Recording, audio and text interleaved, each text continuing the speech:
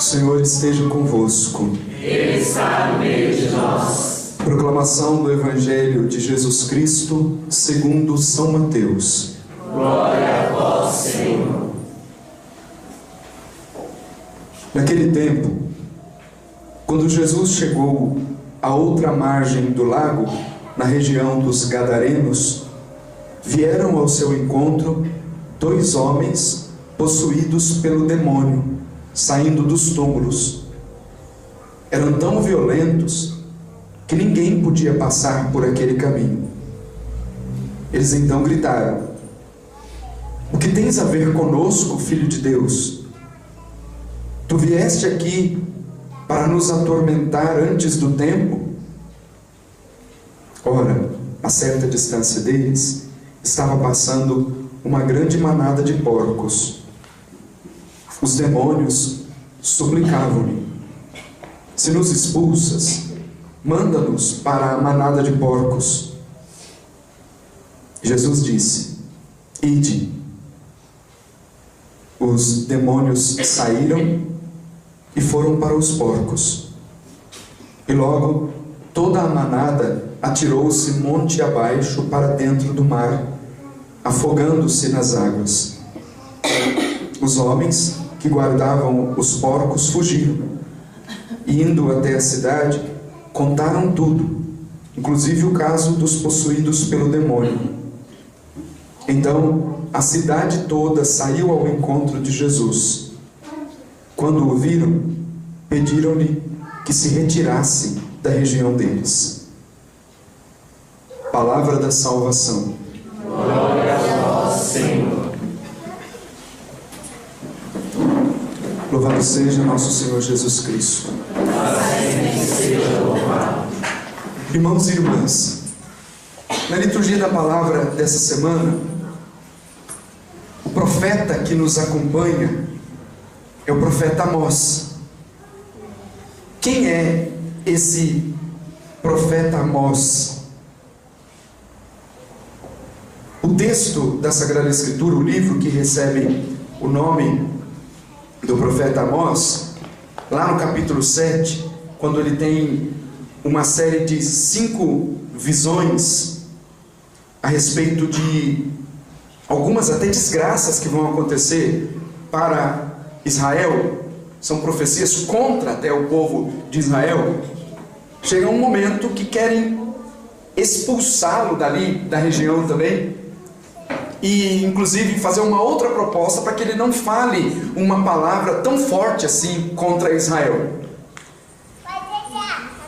Então Amós dá uma resposta dizendo o que é a vocação do profeta, no que consiste a vocação do profeta, que numa palavra consiste num compromisso com a verdade, compromisso com a palavra que recebe de Deus e com a palavra que é anunciada.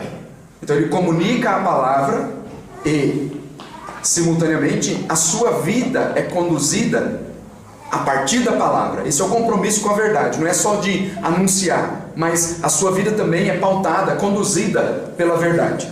Quando ele começa com essas profecias fortes até contra Israel, só para ter uma noção, a primeira visão do capítulo 7 diz assim: eis o que me mostrou o Senhor Javé, uma nuvem de gafanhotos no tempo em que a forragem começa a crescer. Era a forragem depois da ceifa reservada ao rei.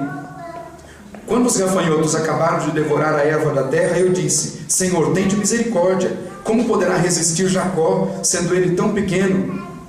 O Senhor arrependeu-se, dizendo: isso não acontecerá, disse o Senhor.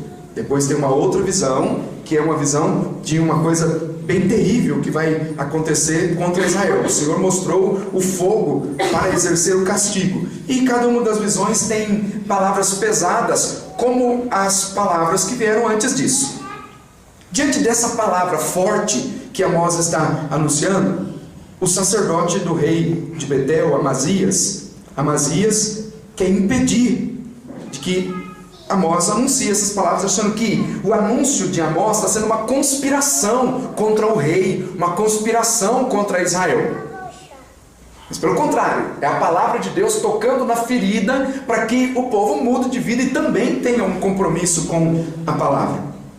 Então dirigiu-se a Amós, Amazias, que era o sacerdote de Betel, foi falar com Amós dizendo assim: vai-te daqui, vidente, vai para a terra de Judá e ganha lá o teu pão profetizando.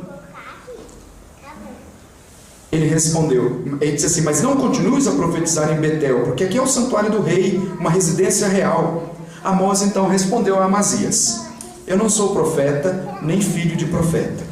Sou pastor e cultivador de sicômoros. O Senhor tomou-me de trás do meu rebanho e disse-me: vai e profetiza contra o meu povo de Israel.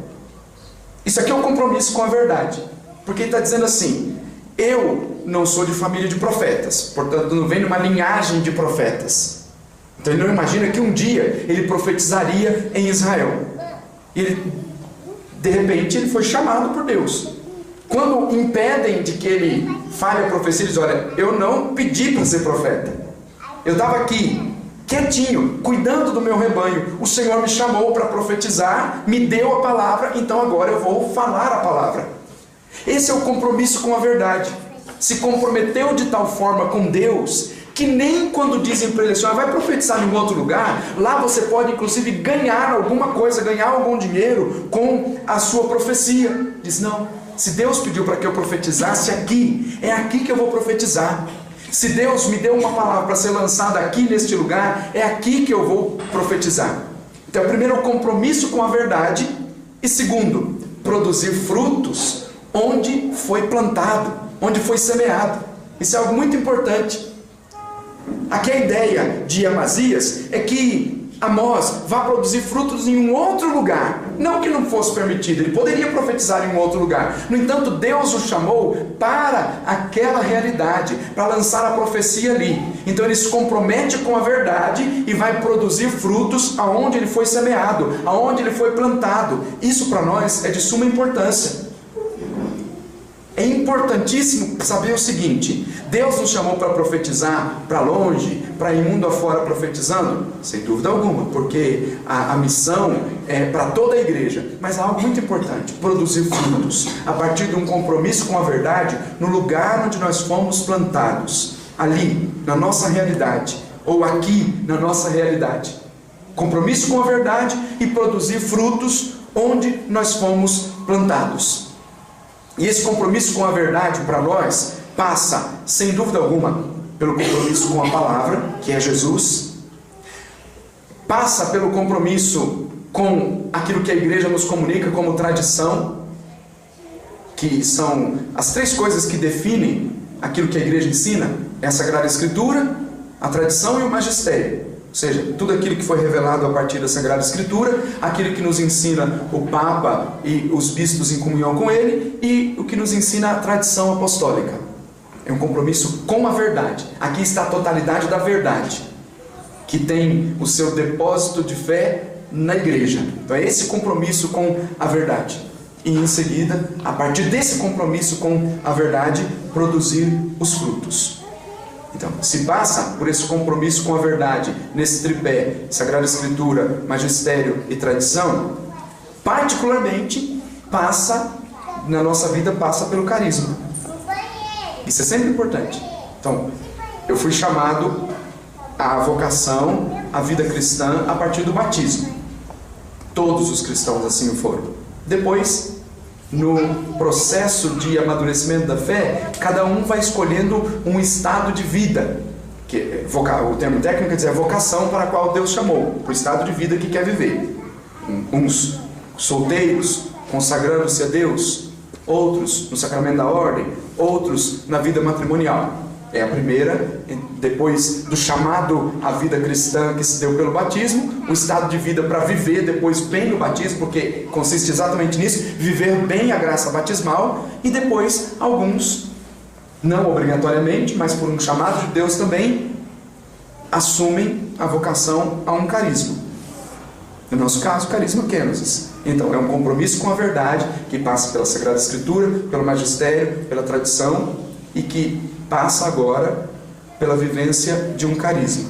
Então é preciso comprometer-se com a verdade, produzir frutos, aonde nós somos plantados, onde nós somos semeados, onde nós crescemos, onde nós vamos nos tornar uma árvore frondosa, produzir frutos a partir do carisma para o qual nós somos chamados. Então, toda vez que nós falamos de profetismo, de compromisso com a verdade, esse profetismo, esse compromisso com a verdade, essa produção de frutos, passa pela vivência de um carisma. E é para dizer exatamente assim: o chamado que Deus faz não é porque nós nos encantamos, porque é bonito o carisma, porque é isso, aquilo, outro. Eu lembro que quando eu era adolescente, da fase da infância para o adolescente, uma das coisas que eu e os meus amigos que nós queríamos ser padres, a gente começava a olhar assim, a roupa bonita que os padres usavam. Era muito bonito. Depois a gente queria usar um hábito. Então o hábito dos franciscanos era bonito, o hábito dos monges era bonito, então a gente quer usar uma roupa igual àquela. Então a gente ia se encantando por aquilo que era exterior, pela exterioridade da coisa. Evidente, porque não tinha ainda noção daquilo que era mais importante. Então o exterior chamava a atenção, só que precisava ir na essência da coisa. E a essência só despertou a partir do momento que entendeu o que era o chamado. Então já não fui mais porque a roupa era bonita, porque tinha um hábito bonito, porque tinha uma batina bonita, mas porque entendi qual era a vocação. E aqui não veio nenhuma força exterior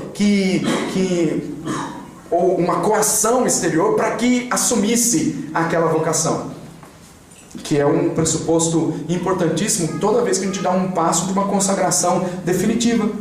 Ninguém pode fazê-lo se for coagido por alguém. Tanto na consagração à vida religiosa, na consagração à vida sacerdotal, isso tem que estar por escrito até, você tem que escrever, não pode ser digitado, não pode ser datilografado, tem que ser à mão livre, ali de próprio punho, escrever.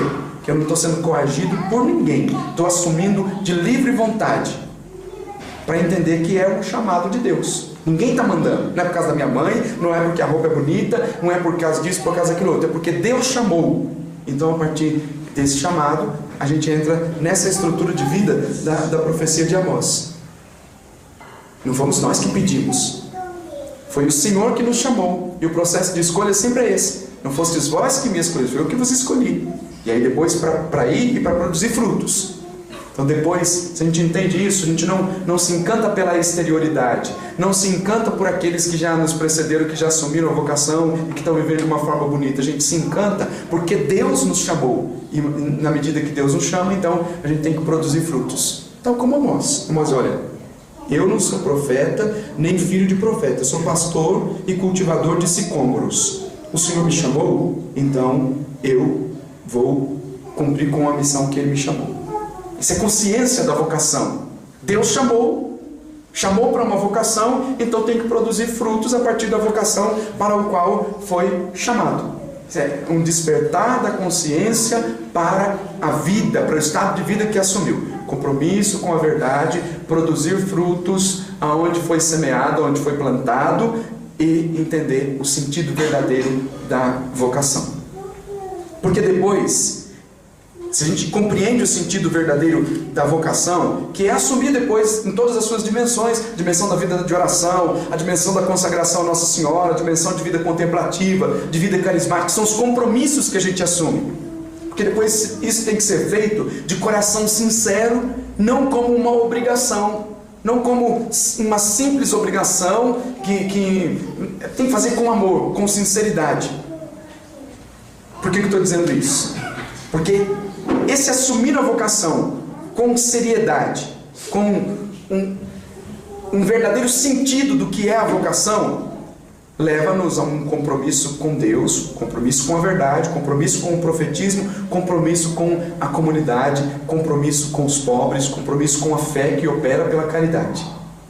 Veja o que disse o profeta Amós, e aqui no capítulo 5 ainda, dizendo ao povo de Israel: buscai o bem e não o mal, para terdes mais vida, só assim o Senhor dos Exércitos vos assistirá, como tendes afirmado. Só que o povo não estava vivendo desse jeito. É o povo que foi chamado, é o povo de Deus, Israel, é o povo da predileção de Deus, não está vivendo do jeito de Deus. Se não vive do jeito de Deus, e aqui ele diz, buscai o bem, não o mal, para terdes mais vida. Só assim o Senhor Deus dos exércitos vos assistirá. Aqui é fidelidade à vocação para a qual foi chamado.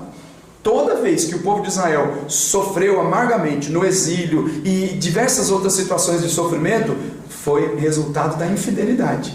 Não foram fiéis a Deus. Deus os chamou, não se comprometeram com a verdade. Os profetas vieram, lançaram palavras de exortação, não se comprometeram. Então, se querem a assistência de Deus, é preciso então buscar o bem.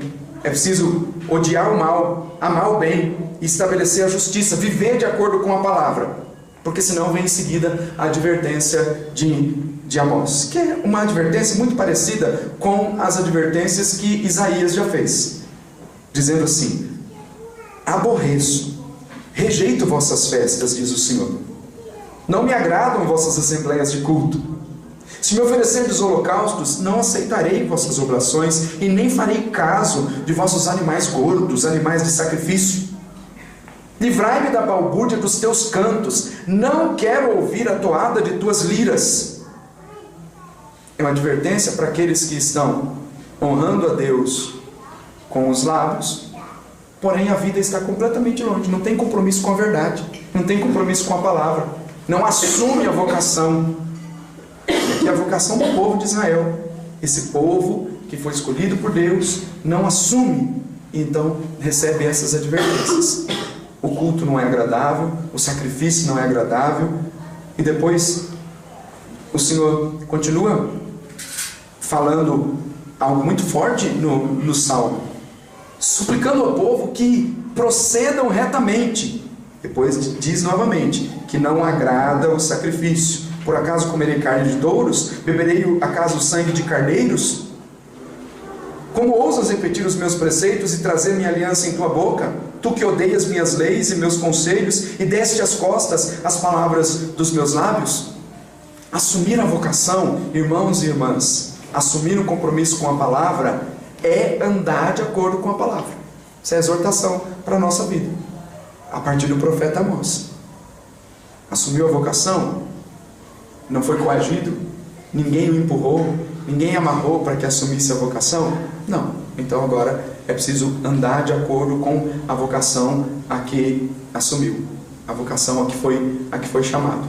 E é importante esses balanços que nós fazemos da nossa vida espiritual, de como nós estamos assumindo a vocação, porque de acordo com o balanço que a gente faz, é que a gente vai responder depois a Deus. A gente vai saber qual é a estratégia que a gente tem que utilizar para ser melhor, para viver melhor a vocação. É assim quando a gente faz um balanço de como que está a empresa.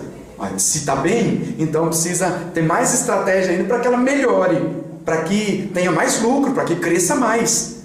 E se no balanço verificou que está ruim, tem que também descobrir onde é que está a brecha, onde é que está escapando as coisas, qual a estratégia que não está dando certo, para então colocar ali o que é necessário e sanar as situações difíceis para a nossa vida também. Balanço da nossa vida espiritual, através até de palavras fortes, como a palavra de Amós, é para fazer um balanço da vida espiritual. Onde estão as brechas? Para fechar.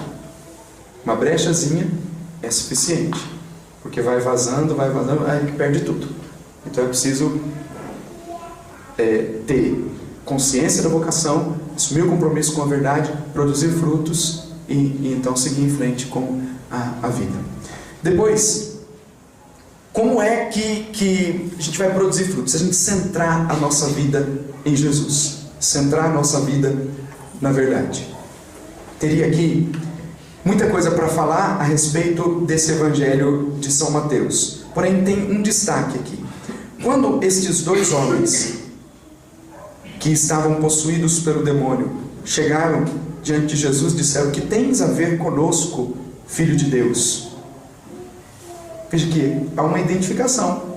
O demônio falando por estes, que quem está falando aqui não são os homens, é o Espírito que está neles. Que tens a ver conosco, Filho de Deus.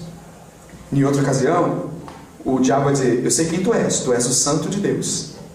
Mas aqui há uma falsidade ideológica até por trás disso, porque saber quem é Jesus, de fato, é quando ele é reconhecido como o Cristo. Pedro soube quem era Jesus, o reconheceu como Cristo, e a sua vida passou a ser conduzida a partir do critério de Cristo. Quando ele diz assim: eu sei quem tu és, que tens a ver conosco, tu és o Filho de Deus, eu sei quem tu és o Santo de Deus, mas nenhuma vez diz assim: tu és o Cristo de Deus. Está na boca de Pedro e de outros homens na Sagrada Escritura, mas porque neles foi despertado um compromisso. Estar debaixo do senhorio de Jesus, estar debaixo da orientação, assumir um compromisso com a verdade.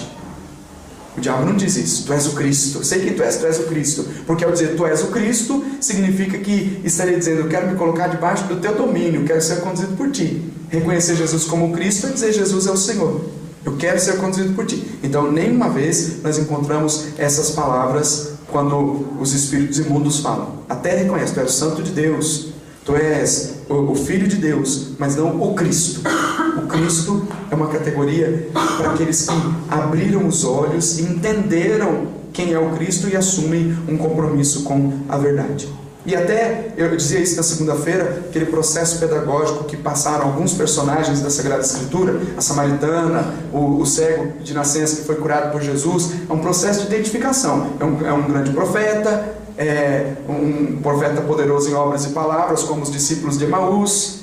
Depois, ele é um profeta porque falou tudo a respeito da minha vida, até que num dado momento identificam como Cristo. Aí a vida muda. Quando identificam Jesus como Cristo, como Senhor, a vida muda. Então, para a nossa vida estar centrada na verdade, a gente precisa todos os dias reafirmar o nosso compromisso com o Cristo, com o Senhor. E aí a nossa vocação produz frutos, e frutos que permanecem. Vamos pedir isso ao Senhor hoje, que Ele nos dê a graça de um compromisso com a verdade. Se nós queremos vida de santidade, então não tem outro caminho senão nos comprometermos com a verdade a partir da vocação para a qual nós fomos chamados. Curva a sua cabeça e faça uma avaliação, um balanço da tua vida. Como é que você tem respondido ou correspondido àquilo que foi o chamado que Deus te fez? E depois nós apresentamos isso em forma de oração.